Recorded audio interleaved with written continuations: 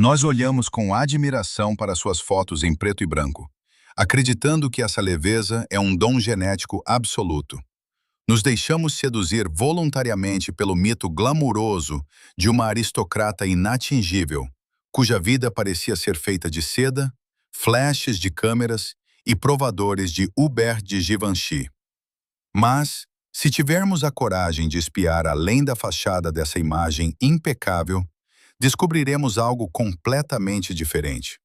Veremos uma estrategista genial, uma mulher que transformou uma profunda deficiência biológica, um terror psicológico e a traição de sua própria família na maior filosofia estética do século XX. Ela não apenas sobreviveu, ela reescreveu o próprio código da feminilidade, fazendo o mundo venerar as consequências de sua catástrofe pessoal. E, para entender como ela realizou a maior ilusão ótica do século passado, precisamos voltar àquela época em que Hollywood exigia algo completamente diferente das mulheres. Uma era na qual ela entrou sem ter a menor chance de vitória em seu arsenal. Otto A Conquista de Hollywood. Início dos anos 50 do século XX. O império dos sonhos americano mergulha em uma abundância pós-guerra doce, quase agressiva. Nas telas largas, a corporeidade triunfante e exuberante domina. Os chefões dos estúdios, esses poderosos arquitetos da consciência de massa, formulam padrões de feminilidade através de uma matemática rigorosa e implacável de volumes. Formas voluptuosas, sedas pesadas, uma sexualidade franca, irradiando calor animal. A mulher em cena deve ser uma celebração, um símbolo vivo e tangível de que os anos de privações globais, sistemas de racionamento e normas ficaram para trás. Era a era do Leviatã óptico, uma gigantesca fábrica de ilusões, devorando metodicamente tudo que era sutil, complexo e ambíguo. A indústria vendia o excesso de carne como a principal moeda cinematográfica, pois o espectador traumatizado e cansado ansiava desesperadamente pela consoladora densidade do ser. Nesse deslumbrante mercado de vaidades, sobreviviam apenas aqueles que conseguiam preencher o máximo de espaço físico no quadro. E é justamente nesse implacável mecanismo industrial, onde a atratividade feminina era medida exclusivamente em centímetros de quadris e busto, que ela entra, sem formas sedutoras, sem o olhar lânguido e promissor de uma predadora carnívora. Angulosa, absolutamente plana, assustadoramente, quase provocativamente andrógena. Por todas as regras rígidas do sistema de estúdios da época, ela deveria se tornar uma sombra invisível, um experimento visual mal sucedido, uma atriz episódica passando despercebida no fundo desfocado. Sua constituição física era uma oposição direta e cortante ao que a época insaciável exigia ferozmente. Seu corpo parecia um erro de sistema na rígida coordenada hollywoodiana, onde a maleabilidade e a suavidade aconchegante reinavam sem contestação. Mas em vez de se submeter a usar sufocantes roupas corretivas, colocar enchimentos e desesperadamente se ajustar ao impiedoso padrão de padronização, ela fez algo completamente incrível. Ela trouxe ao centro do aquecido Hollywood uma arquitetura fria e inacessível de ausência. Ano de 51. Os lendários testes para o filme A Princesa e o Plebeu. Um enorme pavilhão ressoa sob a luz dura e impiedosa dos refletores do estúdio. O diretor William Wyler olha através da lente de vidro da câmera e vê algo completamente estranho ao quadro clássico. A câmera avidamente captura as linhas agudas de seus ombros tensos, as clavículas salientes e afiadas, as sobrancelhas escuras e indomáveis, e um pescoço que parece longo demais, vulnerável demais para uma pessoa comum. Ela pronuncia cuidadosamente suas falas decoradas. Wyler comanda em voz alta, "Corta!", mas com um sinal secreto e quase imperceptível, ordena ao operador que não desligue o motor de jeito nenhum. A película pesada continua deslizando silenciosamente, capturando a realidade além do roteiro ensaiado. A jovem, acreditando sinceramente que os olhos onipresentes da indústria não a observam mais, imediatamente relaxa. Ela instintivamente estica os braços finos, joga a cabeça para trás e sua risada espontânea e profunda explode na pesada e eletrizada quietude do pavilhão. Nesse exato momento, na película de celuloide, não se imprime apenas a brilhante atuação de uma jovem estreante. Imprime-se uma rebelião somática. Contra o fundo das pesadas cortinas de veludo e dos cenários de estúdio volumosos, sua geometria minimalista e afiada de repente parece o único objeto verdadeiramente vivo. A câmera se apaixona incondicionalmente por essa ousada escassez. A luz desliza por suas maçãs do rosto, não como por um pêssego macio, mas como por um granito polido.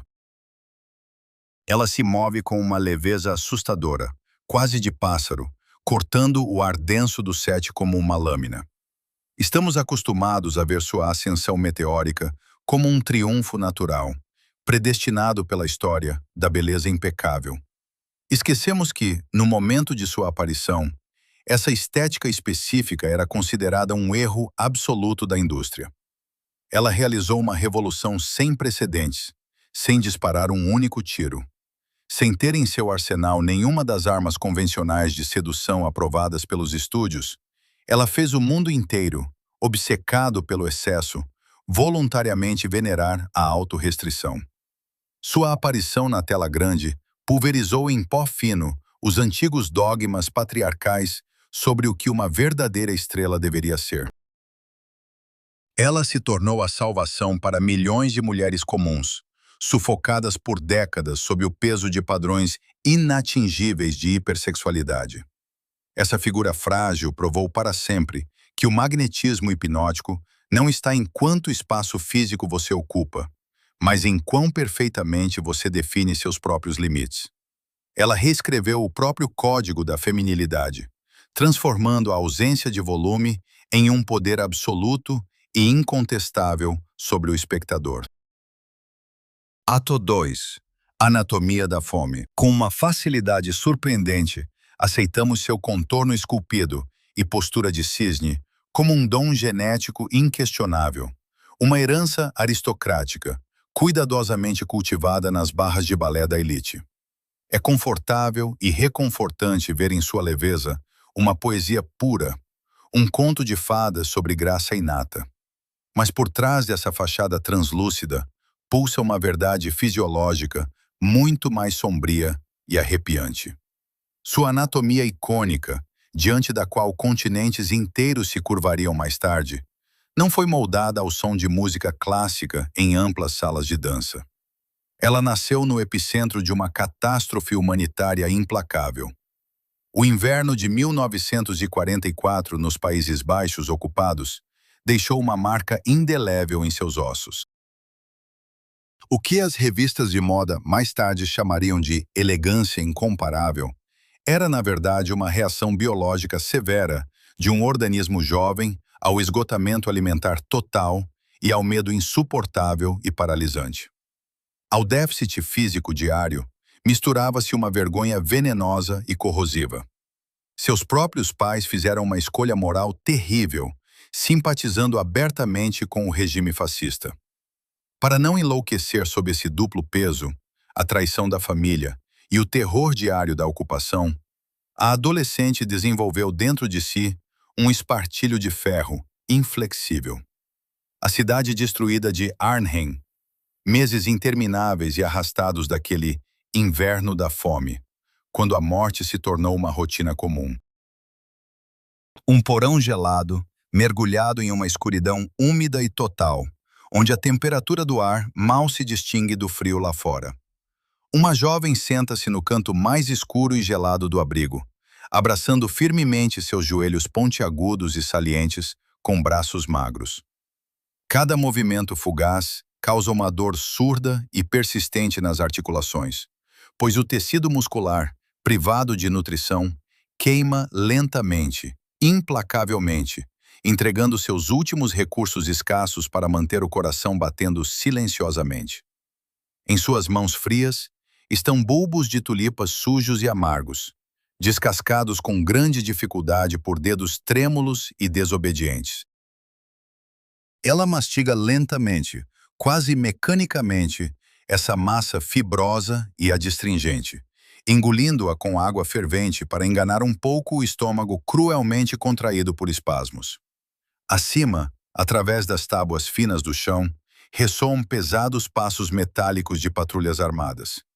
Nesta escuridão úmida, não se pode chorar, tremer ou emitir qualquer som que possa revelar sua presença. Ela precisa literalmente se comprimir, tornar-se menor, dissolver-se no espaço.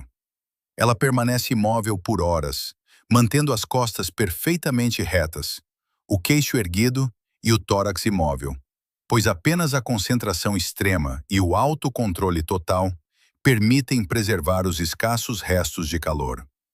Essa imobilidade tensa, esticada como uma corda, congela-se para sempre em sua coluna em formação. Sua famosa postura régia, celebrada por poetas, está sendo forjada agora, no chão de concreto sujo, como a única maneira disponível para uma criança manter a realidade desmoronando. O que costumamos chamar de fragilidade é, na verdade, a disciplina de aço de uma sobrevivente. Ela não nasceu com essa graça etérea e hipnotizante. Ela a sintetizou a partir do terror animal, da traição e da dor física de muitos meses. Seu corpo, em nível celular, memorizou o ritmo implacável da fome, transformando para sempre a falha metabólica em um escudo estético inquebrável. Admiramos seu andar leve e silencioso, sem perceber uma coisa terrível. É o passo de alguém que um dia desaprendeu a pisar pesado para não atrair a atenção da morte em patrulha. Ela realizou um ato alquímico genial e sem precedentes. Ela pegou o trauma mais feio e destrutivo de sua juventude dilacerada e fez o mundo inteiro adorar voluntariamente suas consequências.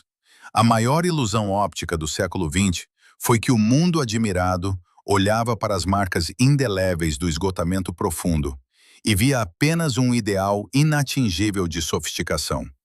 Ela não apenas sobreviveu a esse inferno gelado, ela transformou a catástrofe biológica em sua obra-prima arquitetônica, fazendo das cicatrizes do passado um padrão impecável para as gerações futuras. Eighto Três, Armadura de Givenchy. Estamos acostumados a ver a união entre cinema e alta moda apenas como uma vitrine comercial, o ápice da vaidade das estrelas e do narcisismo das revistas de moda. Parece que os grandes costureiros do passado apenas criavam belas cascas para os deuses do Olimpo, ansiosos por brilhar nos tapetes vermelhos e arrancar suspiros da multidão. No entanto, a realidade do relacionamento dela com o design parisiense escondia um significado completamente diferente, muito mais dramático e profundo. Para alguém cuja psique vibrava continuamente com uma ansiedade incontrolável diante de um mundo externo agressivo, a indústria do luxo não era um brinquedo divertido ou uma forma de massagear o ego. Tornou-se uma fortificação física, essencial para a sobrevivência.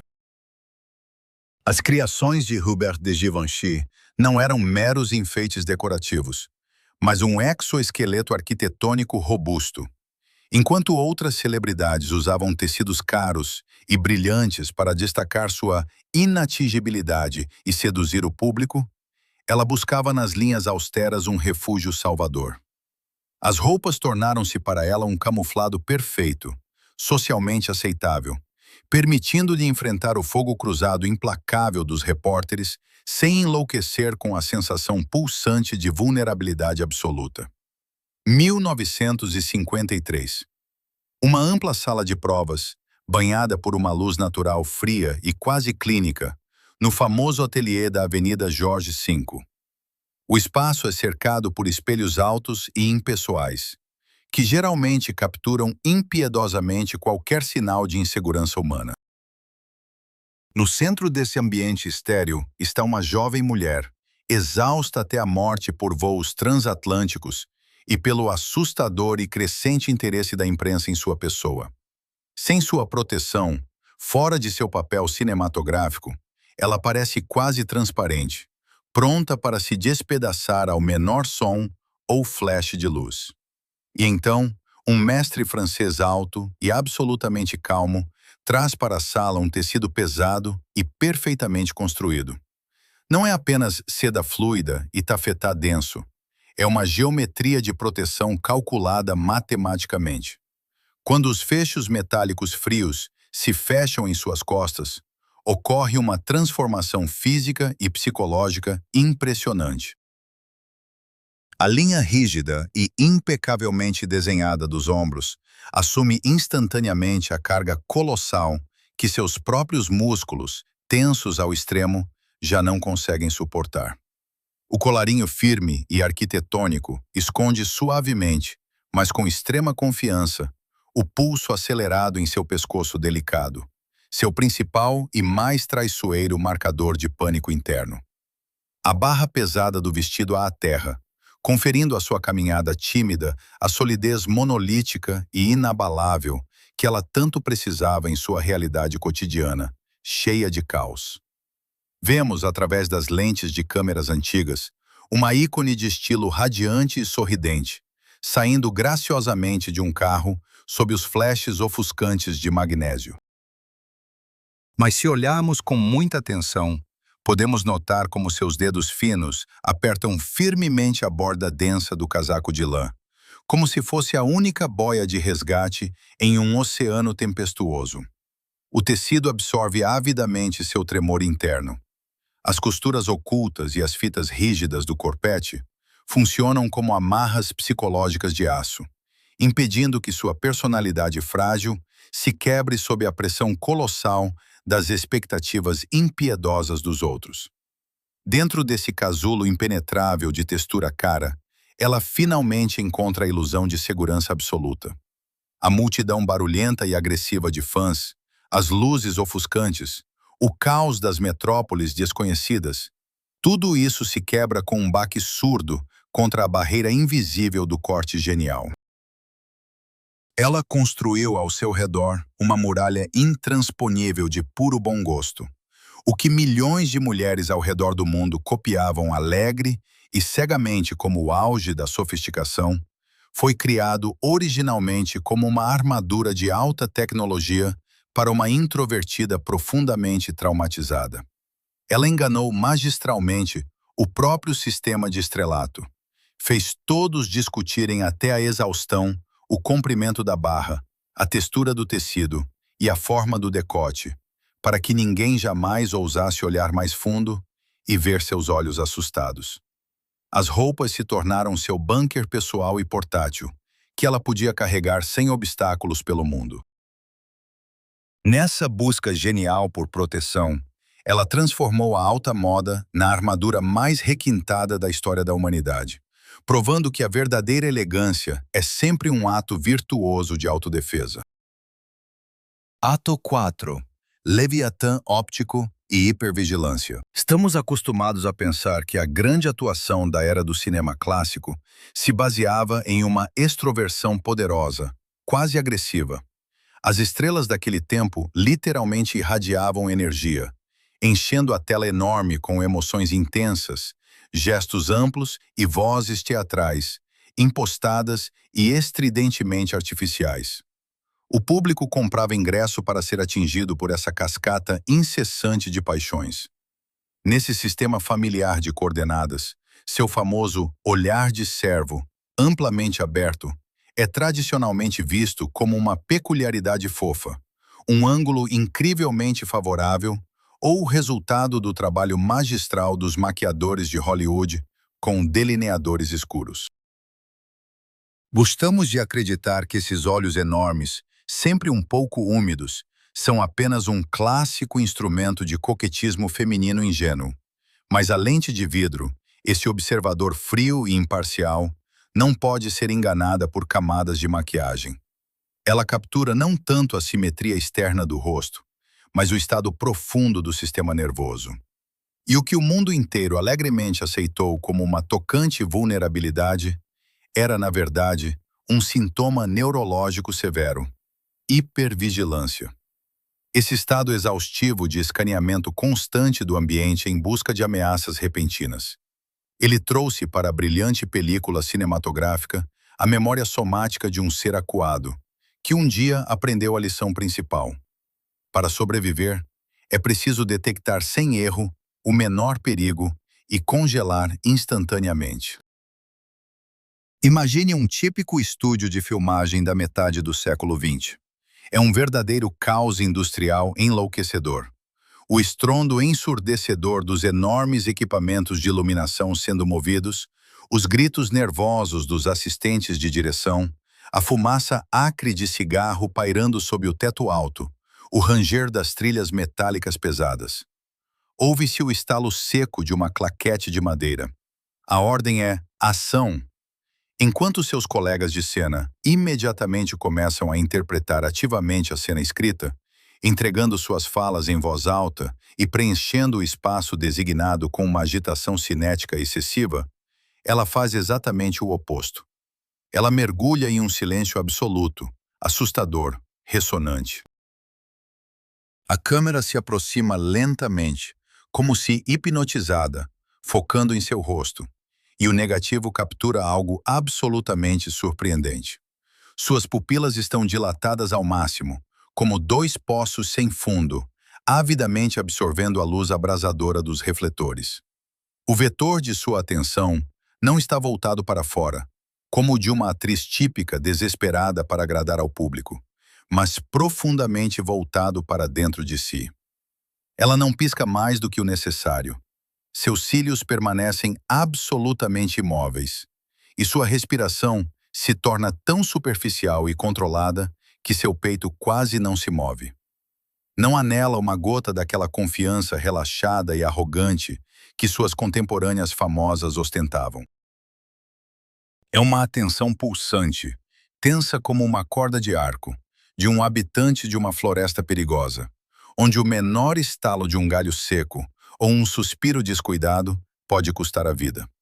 No cenário de decorações vibrantes, falantes e mise-en-scènes dinâmicas, essa concentração animal funciona como uma anomalia gravitacional visual. Ela atrai toda a atenção do público sem deixar nada para trás. Enquanto outros atores se esforçam ao máximo, tentando conquistar seu fragmento de glória com palavras altas e movimentos bruscos, ela simplesmente olha fixamente. E esse olhar frio e inabalável não escaneia um parceiro de diálogo fictício, mas a própria trama física da realidade em busca de rotas de fuga. Seu magnetismo fenomenal se baseava em uma recusa radical e intransigente de autoexpressão agressiva. Chamamos isso de magia incompreensível de seu charme, mas no fundamento desse fenômeno está um mecanismo de sobrevivência brilhantemente adaptado. O silêncio, levado ao absoluto perfeccionismo visual, tornou-se sua principal arma cinematográfica. O espectador, mortalmente cansado do drama de tela insistente e falso, instintivamente se voltava para essa estática inquietante, mas cristalina e honesta. Observávamos fascinados uma pessoa que, a cada segundo sob os holofotes, resolvia uma complexa tarefa interna, como permanecer o mais invisível possível, estando sob o olhar de milhões. Em um mundo onde todos gritavam desesperadamente por amor e reconhecimento, ela provou de forma irrefutável que a forma mais elevada de poder sobre o público pertence a quem sabe silenciar completamente. Ela transformou sua necessidade profunda de se misturar ao fundo no espetáculo mais hipnótico da época, fazendo-nos olhar infinitamente em seus olhos, que na verdade só procuravam um refúgio seguro. Ato 5.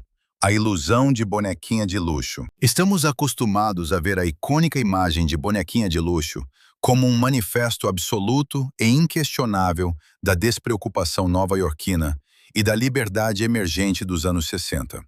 Para o imaginário coletivo, Esse filme se tornou o padrão do chique despreocupado, um hino eterno aos eventos sociais e à interminável celebração da vida. A cultura pop reproduziu milhões de pôsteres, onde a garota elegante com um longo piteira encarna o sonho ousado de independência boêmia. Em uma época em que a sociedade de consumo ansiava por uma imagem cinematográfica perfeita do sucesso na cidade grande, esse filme parecia uma comédia romântica impecavelmente costurada sobre a busca por um marido rico.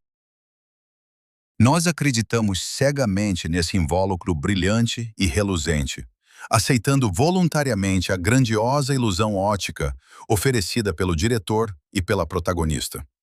Mas a verdadeira e penetrante genialidade dessa transformação está no fato de que a atriz, na realidade, interpretou algo completamente oposto às expectativas do público. Sob o famoso colar de pérolas e os óculos escuros de armação de tartaruga, não havia uma predadora calculista, mas um animalzinho aterrorizado e desamparado. Sua Holly Golightly não era um hino à liberdade, mas um manifesto dilacerante de solidão total. Uma mulher, privada na infância do alicerce básico de segurança, transmitiu para a tela sua própria e profundamente enraizada sensação de pânico, de que seu mundo poderia desmoronar a qualquer momento. Todas aquelas festas lotadas em apartamentos apertados, diademas cintilantes, chapéus vintage e comentários despreocupados serviam apenas como um brilhante artifício de distração. Era uma tentativa desesperada, quase condenada, de encontrar ao menos um canto estável e inquebrável em um universo absolutamente frio e indiferente. O gato ruivo sem nome, que ela se recusava a chamar de seu, tornou-se seu espelho psicológico exato.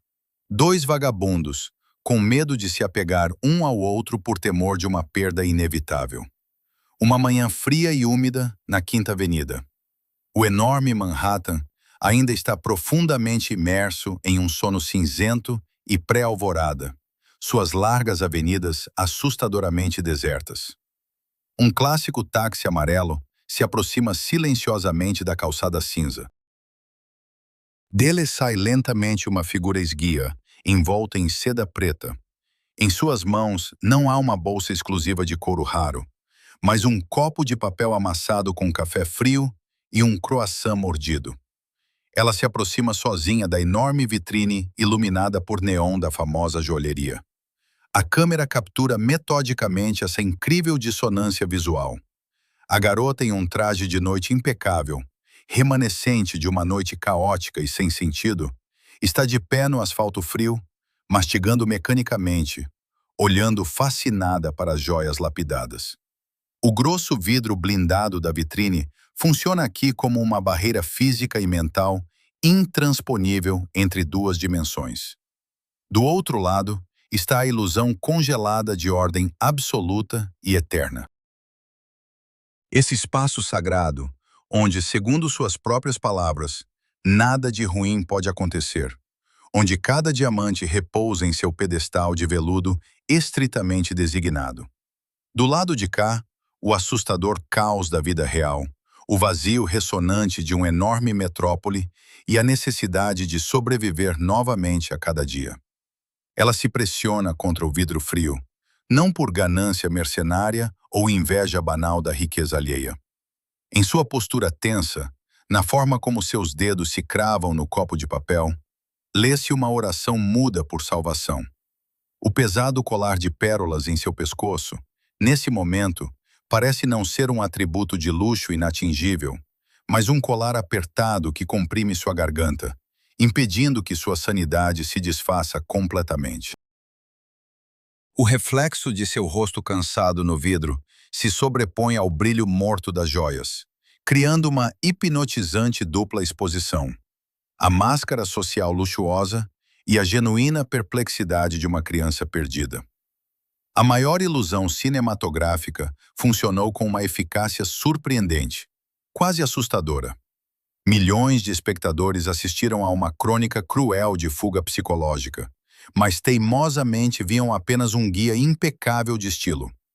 Ela fez gerações inteiras copiarem sua forma externa, sem nunca permitir que desvendassem a catástrofe do conteúdo interno.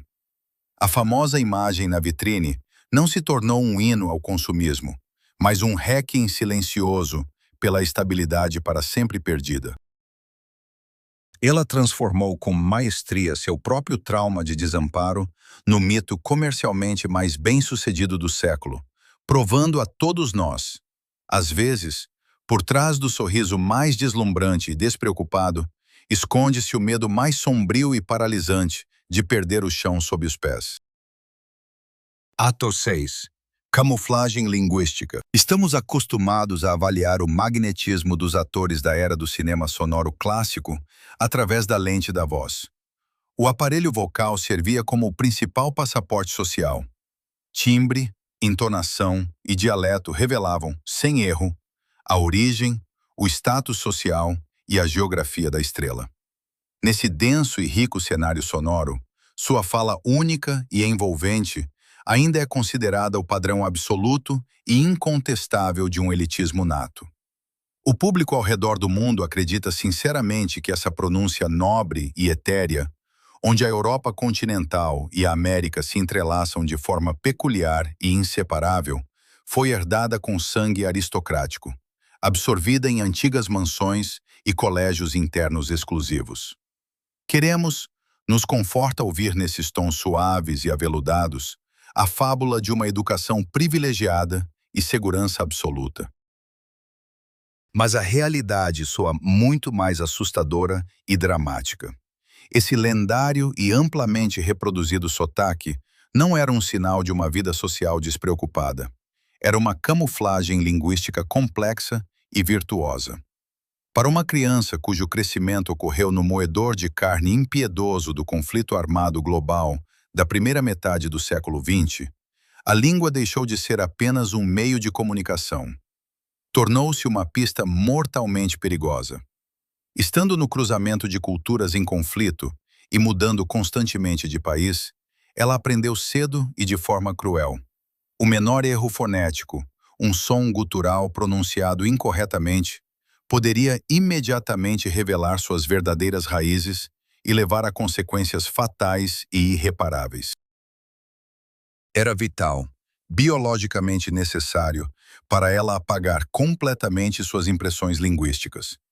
O que o mundo mais tarde aceitou com entusiasmo como um charme exclusivo, na verdade, era uma fala sintética, artificialmente cultivada por uma fugitiva, forçada a enterrar para sempre sua verdadeira geografia, impregnada de terror, sob camadas de vogais inglesas impecavelmente ajustadas. Fim dos anos 50.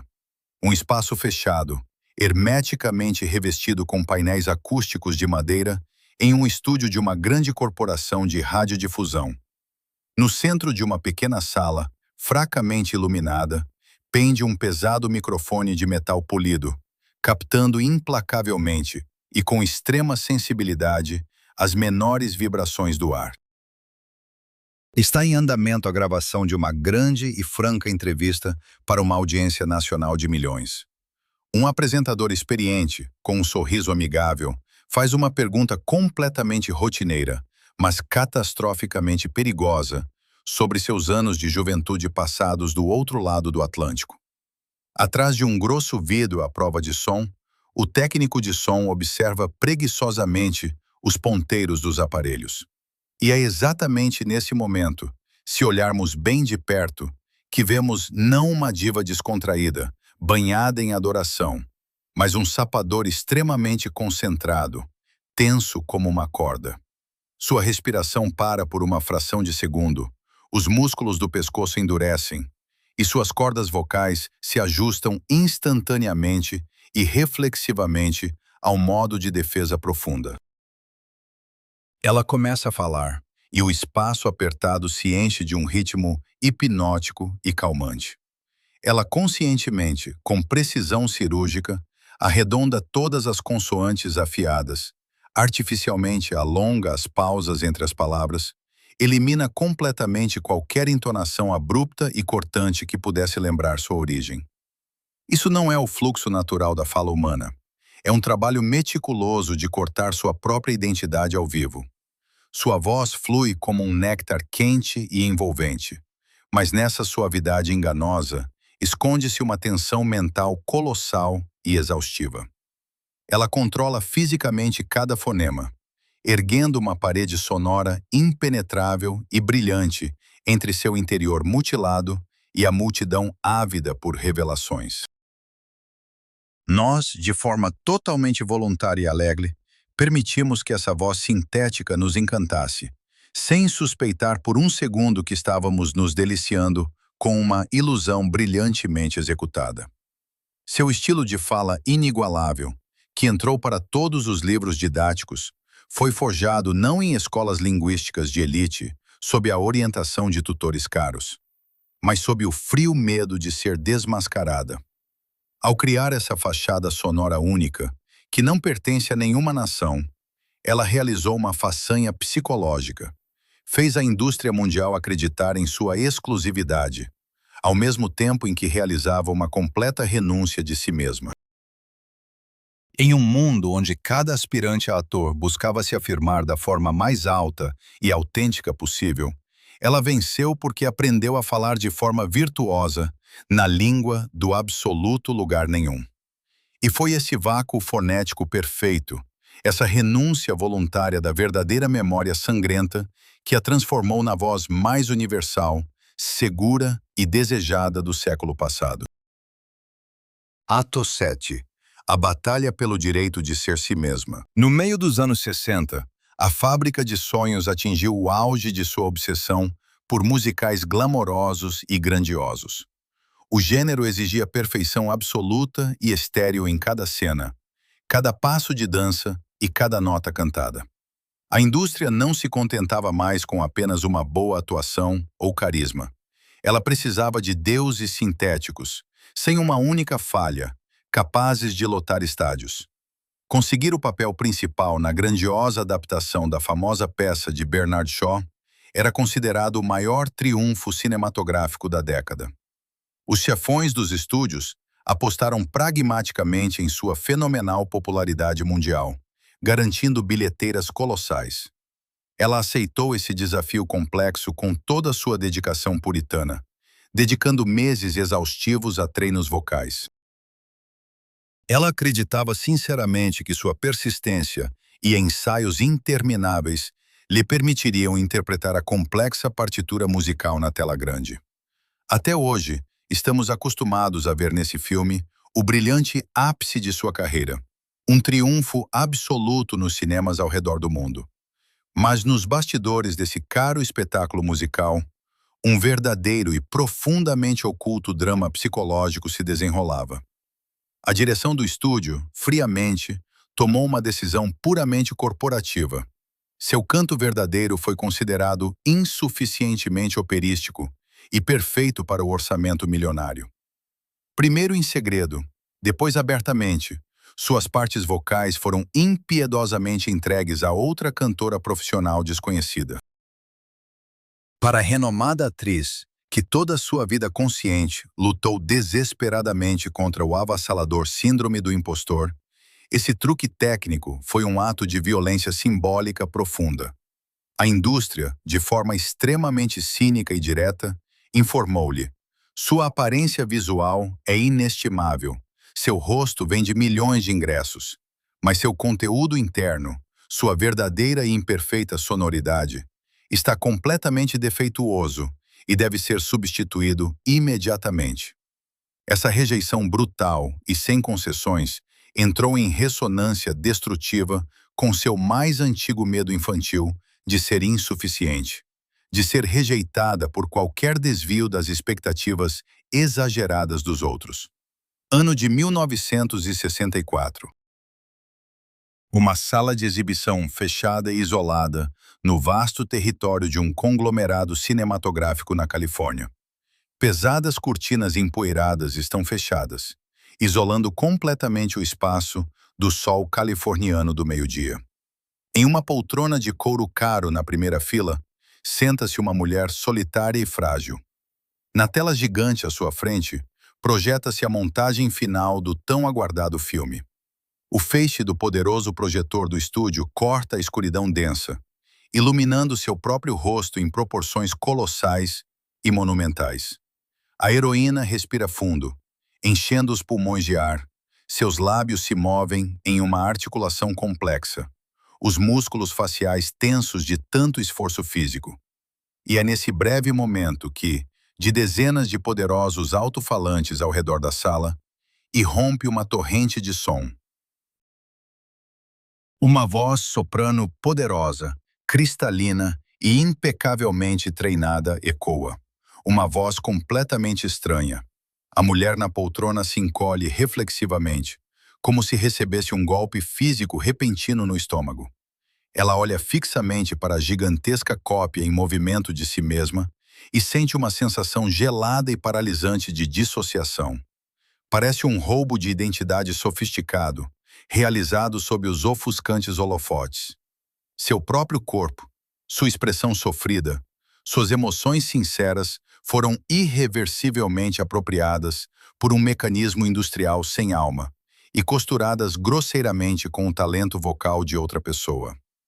Na escuridão salvadora da sala de exibição, ninguém percebe o quanto suas mãos finas apertam convulsivamente os braços da poltrona. Na tela plana, seu personagem brilhante triunfa grandiosamente sobre barreiras de classe intransponíveis, enquanto, na realidade cruel, a atriz viva experimenta um momento de destruição total de sua integridade artística e dignidade humana. A maior ironia da criação de Minha Bela Dama reside em sua monstruosa e assustadora reflexividade. O enredo da peça clássica narrava a história de uma pobre vendedora de rua que um linguista despótico da capital força a pronunciar corretamente as vogais para inseri-la artificialmente na sociedade alta e hipócrita. Na vida real, a máquina corporativa toda poderosa fez exatamente o mesmo com a maior estrela mundial, amputando grosseiramente seu canto verdadeiro e vivo para alcançar um brilho comercial plástico. Essa cicatriz invisível ao mundo entusiasmado tornou-se a culminação de suas dolorosas e dependentes relações com o cinema. Mais uma vez, de forma cruel, provaram-lhe que a amam e a idolatram não por quem ela realmente é, mas exclusivamente pela projeção ideal e vazia que é conveniente e lucrativa vender às massas crédulas. Ela interpretou brilhantemente, com sua disciplina de ferro característica, o triunfo de outra pessoa, trancando para sempre dentro de si a amarga consciência. No topo brilhante da indústria, não há absolutamente espaço para um ser humano vivo e duvidoso. Lá só é permitido existir golems impecavelmente construídos. Ato 8. Arquitetura do vazio e a renúncia ao Olimpo. Estamos acostumados a pensar que a lógica de existência de qualquer superestrela obedece à implacável lei da expansão. No topo do Olimpo cinematográfico, ídolos de milhões geralmente se agarram ao seu status com unhas e dentes, acumulando maniacamente novos papéis, cachês astronômicos e presença constante nas capas de revistas. Na fábrica de sonhos, renunciar voluntariamente ao brilho dos holofotes é visto como suicídio profissional. A sociedade de consumo exige que o ídolo sirva a ela continuamente, até o completo esgotamento físico e moral. No entanto, seu compasso interno estava sintonizado em uma frequência completamente diferente, incompreensível para a indústria ávida. O que os biógrafos mais tarde chamariam de pausas incômodas na filmografia, na verdade, era um desmonte brilhantemente planejado e metódico de seu próprio monumento. Ela era uma anticarreirista convicta e consistente. No auge de seu poder, quando os estúdios estavam dispostos a colocar qualquer orçamento do mundo a seus pés, ela cometeu um ato radical de desobediência. Escolheu a arquitetura do vazio, trocando a grandeza pela rotina, os tapetes vermelhos pelo cheiro de roupa recém-lavada e o domínio mundial pelo silêncio profundo da província. Desesperadamente, tijolo por tijolo, Ela tentava construir aquilo que o cataclismo do século XX a privou para sempre. Um lar absolutamente previsível e inabalável. Fim dos anos 60. Uma antiga mansão de fazenda, mergulhada no verde exuberante às margens do Lago de Genebra, protegida dos paparazzi por altas cercas vivas. Na mesa de carvalho maciço da espaçosa sala de estar, banhada pela suave luz matinal, empilham-se pastas de papel grosso. São roteiros enviados do outro lado do oceano pelos melhores diretores do planeta. Contratos com números estonteantes de 6 dígitos, prometendo novos prêmios prestigiosos e glória eterna. Ao lado, o telefone toca incessantemente. Agentes imploram, produtores negociam, a indústria entra em histeria, exigindo o retorno imediato de sua musa principal. Mas a mulher, em uma simples camisa de algodão e calças velhas e desbotadas, nem olha para essas pilhas de papel. Ela está de costas para a mesa que promete milhões, com as mãos mergulhadas na terra quente e úmida do jardim suíço. Cuidadosamente, com uma concentração maníaca, ela transplanta arbustos de rosas brancas. Sob suas unhas, acumula-se a sujeira comum. Gotas de suor brotam em sua testa devido ao pesado trabalho físico. Da janela aberta da grande e iluminada cozinha, ouve-se o borbulhar da água fervendo para o macarrão e o riso claro e despreocupado de seu pequeno filho. Nesses momentos, ela se aterra fisicamente. O solo fresco e denso lhe dá aquela sensação salvadora de controle total sobre a realidade. Algo que nenhuma atuação, por mais genial que fosse, poderia proporcionar. Ali, entre canteiros bem cuidados e utensílios de cozinha simples, não há críticos, não há bilheteria, não há necessidade de manter uma postura perfeita sem parar. Ali, ela finalmente se torna completamente invisível para o mundo predador. Ela limpa as mãos com cuidado, entra na casa sem pressa, passa indiferente pelas pilhas de contratos milionários, como se fossem apenas papelada inútil, e pega o telefone com determinação para dar uma ordem seca ao seu agente sobre mais uma recusa intransigente e prolongada de qualquer filmagem. Seu principal, mais destrutivo para o sistema de Hollywood, ato de rebeldia, estava exatamente nessa normalidade desconcertante. Ela enganou com maestria o mecanismo insaciável que esmaga impiedosamente destinos humanos apenas para entreter uma multidão entediada. Enquanto seus colegas famosos gradualmente enlouqueciam de solidão gelada em mansões luxuosas e vazias, afogando antidepressivos potentes em álcool forte por medo animal do esquecimento iminente, ela mesma apagou voluntariamente seu nome dos principais radares. O mundo estava acostumado a vê-la como um titã inatingível do cinema mundial, mas ela só queria ser uma mãe comum, preparando o café da manhã em seu refúgio seguro e cuidadosamente protegido. Sua renúncia irrevogável ao Olimpo nos provou uma verdade impressionante e fundamental. A forma mais elevada de poder sobre o próprio destino é a capacidade absoluta de dizer não à fama mundial para pertencer inteiramente a si mesma.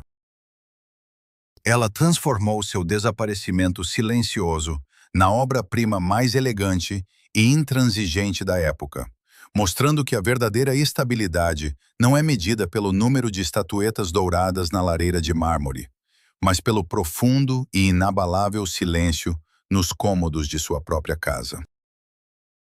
Ato 9. A barganha biológica e os naufrágios românticos. Estamos acostumados a acreditar cegamente na fábula universal de que a adoração mundial se transforma automaticamente em felicidade pessoal. Imaginamos que uma mulher capaz de, com um simples movimento de cabeça, conquistar multidões deve atrair parceiros igualmente invulneráveis e titânicos. No imaginário popular, seu caminho romântico é visto como uma sequência de alianças brilhantes e cinematográficas entre iguais. Mas a realidade dos contratos matrimoniais escondia uma arquitetura profundamente trágica e fraturada. Por trás das portas fechadas dos quartos luxuosos, não se desenrolava uma história de grande amor, mas sim uma desesperada, quase instintiva barganha biológica. Ela não se casava para brilhar ao lado de um parceiro impressionante sob os holofotes. Ela precisava desesperadamente de uma monumental e impenetrável muralha patriarcal, atrás da qual pudesse se esconder para sempre do pulsante terror do mundo exterior. Ela buscava não a paixão, mas uma proteção física e emocional absoluta, tentando delegar ao homem o papel de protetor onipotente que havia perdido para sempre nas ruínas de seu passado. Início dos anos 80. Apartamentos espaçosos, mergulhados no crepúsculo denso de um antigo palácio italiano. Do lado de fora das janelas altas, a cidade murmura suavemente, derretendo-se com o calor residual do dia. No fundo da sala, em uma poltrona de encosto alto, está seu marido, um homem bem-sucedido e ambicioso, acostumado a dominar em seu ambiente profissional. Ele gira lentamente, quase nervosamente, um pesado copo de cristal na mão, onde os cubos de gelo derretem com um estalo seco. Do outro lado do enorme tapete persa, no canto de um sofá antigo, ela está imóvel. A distância entre eles não é medida em metros de parquet caro, mas em anos-luz intransponíveis de um silêncio ensurdecedor e incompreensão. Ela o encara diretamente, e nesse olhar não há nenhum traço daquela famosa suavidade coquette que o público adorava. É um olhar pesado, penetrante, assustadoramente exigente de alguém desprotegido, esperando garantias absolutas de segurança. Sob essa pressão visual insuportável, o homem se encolhe fisicamente. Ele se casou com um ícone mundialmente reconhecido, mas acabou preso no mesmo espaço com uma pessoa que exigia o impossível, ser um domo impenetrável sobre sua psique atormentada. O ar na sala de estar torna-se denso e sufocante, com as queixas mútuas não ditas. Ele termina seu drink de um só gole, fugindo de sua expectativa penetrante, porque sente na pele sua total insuficiência. Nenhum ser humano, por mais forte e confiante que seja, pode suportar o peso colossal e esmagador do pânico existencial de outra pessoa. Nesse silêncio opressor, ela percebe claramente: a fortaleza de pedra que escolheu com tanto cuidado rachou fatalmente e está desmoronando em pó. Seus casamentos estavam condenados desde o primeiro dia, porque foram construídos sobre uma tarefa impossível. Ela tentou resolver um problema interno profundo, com ferramentas externas e sociais. Os maridos quebravam sob o peso de suas expectativas, incapazes de suportar o papel de guarda-costas permanentes de sua sanidade. A principal tragédia de sua vida era que uma mulher com um poder hipnótico fenomenal sobre o público global era catastroficamente impotente para construir seu próprio bunker emocional. Os fãs a lamentavam após cada divórcio notório, culpando seus escolhidos por falta de sensibilidade ou egoísmo doentio. Mas, na verdade, esses naufrágios românticos eram o resultado inevitável de uma barganha impossível. Ela procurava nos homens um Deus todo-poderoso, capaz de anular sua ansiedade básica, e repetidamente descobria, com horror, apenas um ser humano comum ao seu lado. Essa busca interminável por um protetor provou de forma irrefutável: nenhum anel de casamento no mundo pode forjar o apoio que uma pessoa deve construir dentro de si mesma. Atto 10. Retorno ao abismo. Estamos acostumados a ver as missões de caridade tardias de celebridades envelhecidas como um cínico artifício para manter a popularidade em declínio. Na mente coletiva, as viagens de estrelas de cinema aos países do terceiro mundo são vistas como ensaios fotográficos meticulosamente planejados em meio à pobreza exótica, uma tentativa banal de comprar indulgência social após décadas de vida mergulhada no luxo. A sociedade de consumo espera ver a imagem padrão e confortável da compaixão. Uma mulher bem cuidada, com cabelo impecável, em um traje de safari perfeitamente passado, derramando uma lágrima cinematográfica diante das câmeras de repórteres internacionais, para à noite retornar ao conforto de um quarto de hotel de luxo na capital. Mas seu trabalho como embaixadora especial do Fundo das Nações Unidas em zonas de catástrofes humanitárias na Somália, Sudão e Etiópia destruía esse padrão hipócrita até a raiz. Não era uma campanha de relações públicas ou um gesto elegante de uma diva em declínio, ansiando pela atenção das massas. Era um retorno consciente e assustador ao abismo mais negro. Ao se dirigir ao epicentro da fome africana, ela completava um grandioso ciclo somático. Barrigas inchadas pela falta aguda de proteína, membros raquíticos e olhos enormes e apagados dos bebês locais não despertavam nela o horror repulsivo e distante que os delegados europeus bem-sucedidos costumam sentir. Ela reconhecia sem erro, nessa monstruosa catástrofe biológica, seu próprio código inicial. Quando caminhava lentamente pela terra árida dos campos de refugiados superlotados, ela retornava fisicamente, em nível celular, à sua adolescência dilacerada por conflitos globais. Não era apenas uma missão diplomática ou humanitária. Era um encontro pessoal, profundamente íntimo, com aquela mesma menina desnutrida e abandonada à própria sorte que ela um dia foi. 1992. Um posto médico temporário na fronteira entre Quênia e Somália. O ar sobre a terra rachada está tão quente que parece um gel denso, queimando os pulmões, impregnado pelo cheiro acre de poeira, medicamentos e do lento declínio humano. Sem iluminação de estúdio, sem maquiadores agitados com pós. Sob o sol impiedoso e escaldante, está uma mulher idosa. Ela veste uma camiseta azul comum, desbotada pelo suor salgado e pela sujeira alcalina corrosiva, com um emblema branco. Seu rosto outrora impecável está profundamente marcado por rugas, os cabelos presos de forma descuidada em um coque, a pele fina coberta por uma camada espessa de poeira cinza. Ela se senta diretamente no chão seco e espinhoso. Em seus joelhos ossudos, repousa uma criança somali moribunda, absolutamente leve.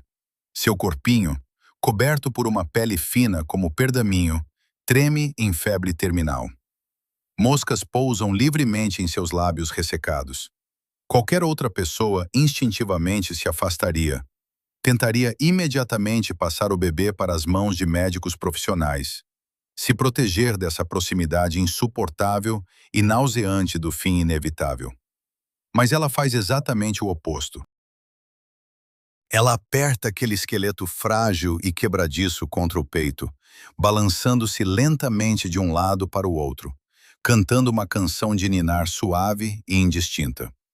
Em seus olhos fundos não há um traço de tristeza encenada para a imprensa, que está por perto com câmeras em punho. Nesse momento específico, que se estende pela eternidade, os repórteres não registram uma atriz interpretando magistralmente o papel de grande salvadora. Eles documentam um momento de fusão absoluta de duas feridas infinitamente profundas. Seus próprios ossos, afinados na juventude, ressoam com o pulso fraco da criança. Ela inala o cheiro da doença sem o menor tremor, porque esse odor terrível lhe é dolorosamente familiar. Ela acaricia cuidadosamente sua testa quente e úmida, com suas mãos magras, cobertas de manchas, como se desesperadamente tentasse transferir fisicamente os últimos resquícios de sua própria energia vital para aquele pequeno ser em declínio. Esse acorde final e pungente de sua biografia apaga para sempre todos os mitos glamourosos e capas de revistas brilhantes. Ela foi para os pontos mais quentes e mortais do planeta, não para salvar o mundo em um êxtase messiânico. Ela foi lá para finalmente se tornar o adulto todo-poderoso e misericordioso que nunca encontrou em seu próprio inferno gelado, quase meio século atrás. Segurando nos braços crianças moribundas de outros, ela embalava e curava cuidadosamente sua própria menina interior, paralisada pelo terror. Nesse inferno insuportável e sangrento, ela provou à humanidade a maior e mais fundamental verdade. A forma mais elevada de força não está em se isolar para sempre da dor vivida atrás de altos e impenetráveis muros de vilas luxuosas. A verdadeira grandeza é a capacidade de descer de volta ao fundo do inferno, para com seu próprio destino quebrado, mas não destruído, proteger aqueles que agora estão insuportavelmente assustados. Seu verdadeiro e incomparável feito não foi capturado em filme de Hollywood. Ele foi eternamente esculpido na poeira africana, onde ela transformou sua dor incessante em um monumento absoluto e cristalino de misericórdia incondicional. Estamos acostumados a chamá-la de ícone imortal de estilo, trancada em uma caixa de cristal do cinema. Mas agora entendemos. O estilo era apenas um efeito colateral, quase acidental, de sua genial estratégia de sobrevivência. Seu verdadeiro legado não é o corte perfeito do pequeno vestido preto, nem o brilho frio dos diamantes na vitrine da Tiffany. Sua maior obra-prima é como ela conseguiu carregar, de forma fenomenalmente silenciosa e digna, o peso colossal e esmagador de seu passado ao longo da vida, sem permitir que ele se transformasse em autopiedade barata ou em uma arma venenosa contra os outros. Ela provou de forma irrefutável ao mundo que a verdadeira graça inquebrantável não nasce em salas de balé seguras e iluminadas. Ela é forjada em porões gelados, em condições de absoluta carência biológica e medo animal. Por trás da mais frágil e translúcida silhueta do século XX, escondia-se um eixo titânico incrível, que nem a guerra, nem a impiedosa máquina de moer de Hollywood conseguiram quebrar. Compartilhe nos comentários qual episódio de sua verdadeira e oculta biografia mais te impactou e fez você ver suas imagens na tela de uma forma completamente diferente. Eu leio tudo atentamente. Inscreva-se no canal e ative as notificações. E se você está pronto para continuar destruindo as ilusões do cinema mundial, clique agora no vídeo na tela. Lá você encontrará uma imersão profunda e detalhada na história de uma mulher que deu ao cinema a imagem mais reconhecível da bela e indomável sulista. Para o mundo, ela era a personificação da paixão e da graça teatral impecável. Mas neste vídeo, eu conto como, por trás da fachada da genial atriz e esposa do maior lorde britânico, havia uma guerra diária e exaustiva com sua própria mente. Eu analisei como a loucura se entrelaçou com a genialidade e por que o papel que lhe trouxe imortalidade se tornou sua maior maldição. Clique no link na tela. A história de brilho absoluto e o insuportável preço psicológico já está te esperando lá.